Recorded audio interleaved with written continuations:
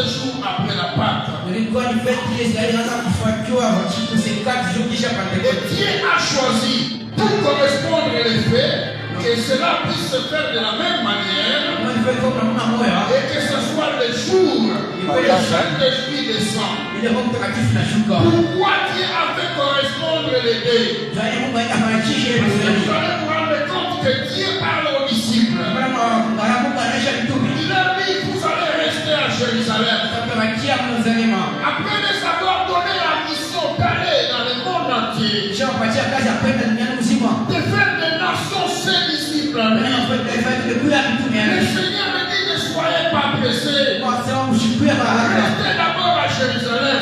Jusqu'à ce que le Saint-Esprit va venir. C'est alors que vous allez être mes témoins. Jérusalem, en Judée, en Samarie, en Galilée, jusqu'aux extrémités de la terre. Les disciples avaient la mission d'être des marceaux, les disciples du Seigneur. Quelque chose était en train de manquer aux disciples. Il fallait que le peuple puisse avoir que les disciples aient le Saint-Esprit. Et c'est le Saint-Esprit qui allait les permettre d'accomplir la mission. On ne peut pas accomplir une mission divine sans le Saint-Esprit. On ne peut pas faire l'œuvre de Dieu sans avoir le Saint-Esprit. C'est de cette manière que la Bible nous a dit dans Actes des Apôtres chapitre 2. Ils étaient ensemble.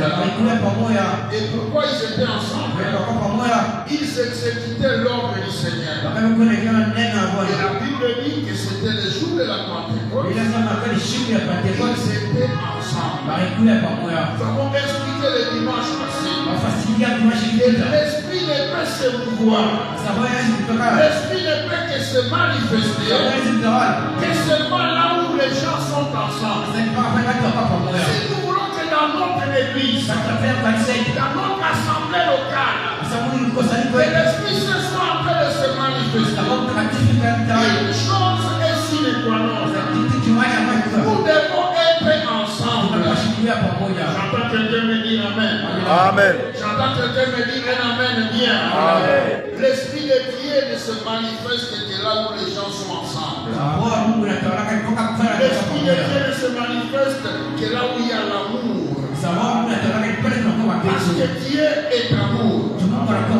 Être ensemble, c'est s'aimer mutuellement. Une famille ne peut prospérer que